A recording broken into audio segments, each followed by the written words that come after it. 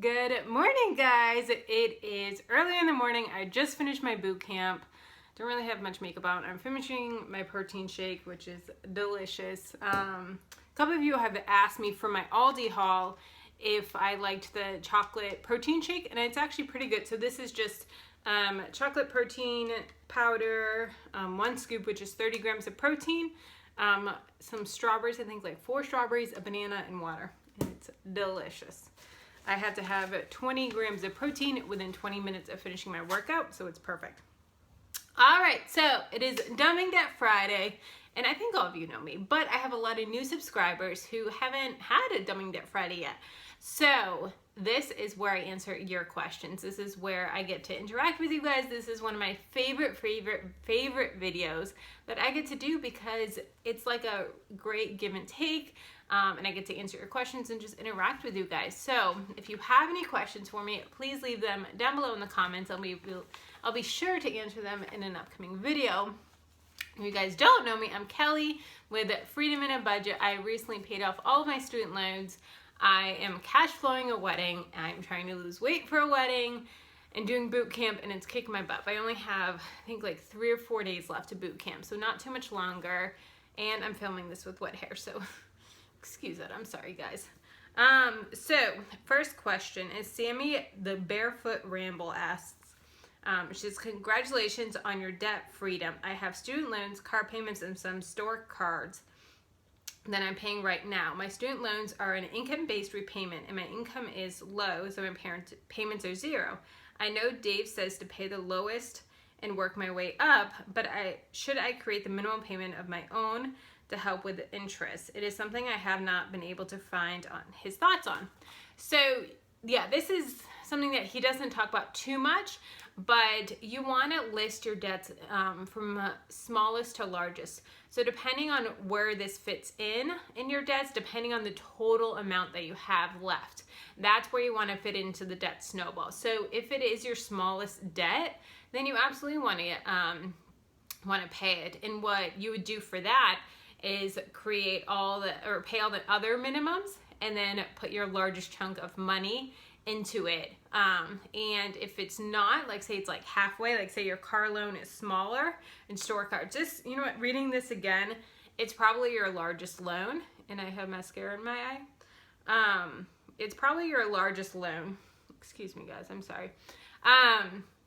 So you want to pay the minimums on the other one. And I would come up with a minimum payment of this. What are your payments typically going to look like at this? Is it going to be $100, $200 a month for your student loans? Because even though it is interest-free right now, it's still accruing interest. It's still going to be, because your payments are 0 right now, it's still accruing interest, which you don't want.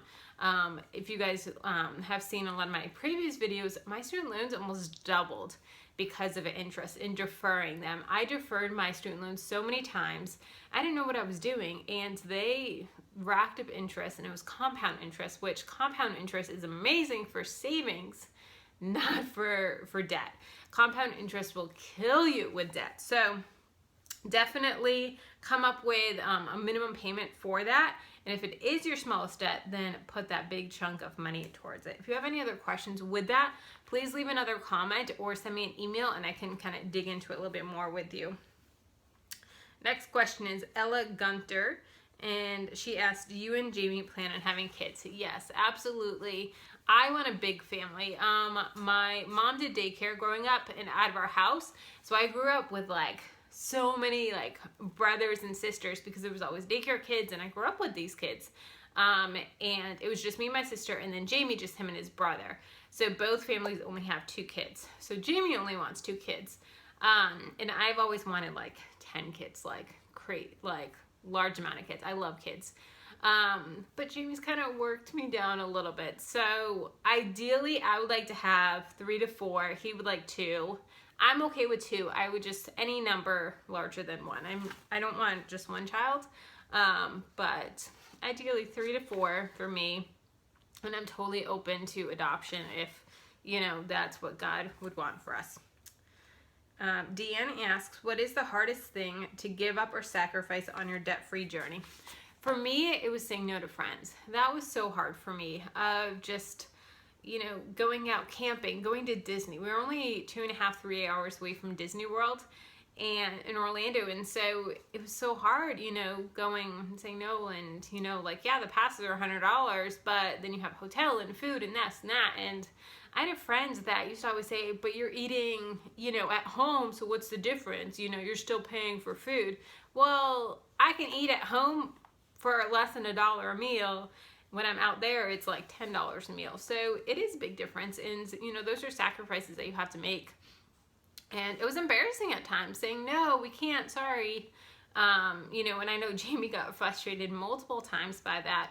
And he was embarrassed sometimes because, he didn't want them knowing that he, couldn't afford it or that we're trying to save for this. Like, yeah, people are proud that we're saving for a wedding, paying cash for a wedding, but it still can be a little bit embarrassing when we can't afford to do simple things that people are like, oh yeah, it's $100, no big deal.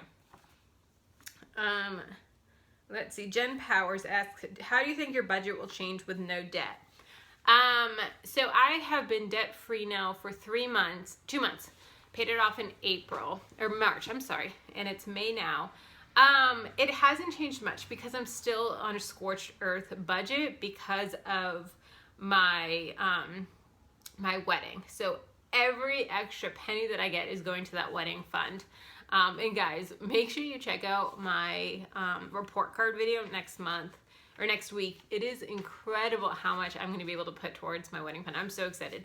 I know I say this almost every single month, but this is the biggest that I've ever had to be able to put towards my wedding fund. I'm so excited. So excited. So it hasn't changed too much. There's been a couple different things that I've changed. A little bit with eating out, a little bit more flexible with that. There's some weddings that we've been able to go to. Like we just went out to a wedding in Massachusetts last weekend. I have a wedding in June that we're going to. And so, it's a little bit more flexible with that because we're able to, pay for flights and whatnot that we weren't able to do before. Once the wedding is over, then you're going to see the lifestyle pick up a little bit. Nothing crazy, but just a little bit, which is really fun. So definitely stay tuned for that. And it's going to be so fun to be able to bring you guys on that journey with me. Singing for the Savior asks, what is your favorite Bible verse? So I am ashamed that I don't know this by heart. I think it is Colossians 3:23, I want to say.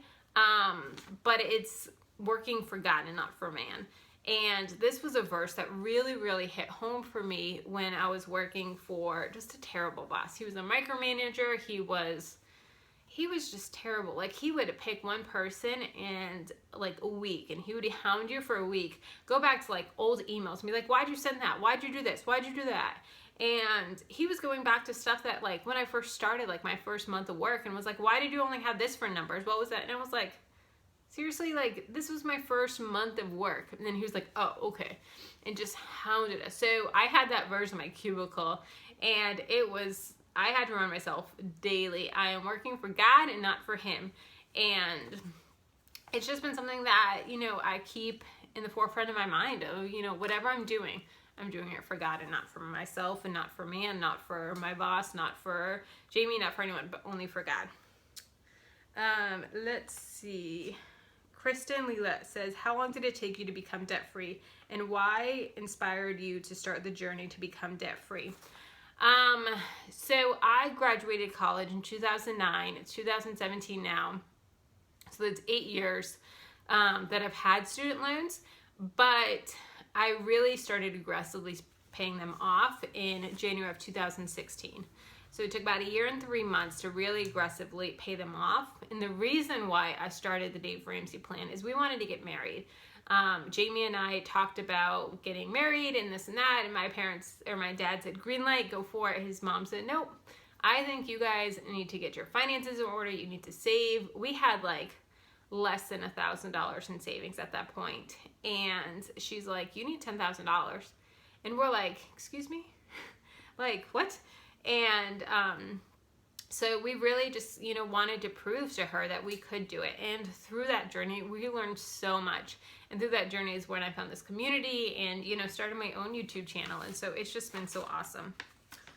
All right, let's see. Modern Budget Curl says, thanks for the advice. Are you and Jayme setting money aside to pay off his car right after the wedding?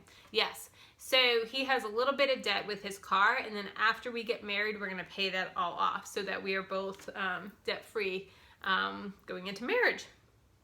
Living on the Cheap and Trying to Figure It All asks, you talk about freedom and a budget. How do you stick to it? I find eating out is my weakness, big time, and that is where I fail. How do you keep away from whatever is your weakness?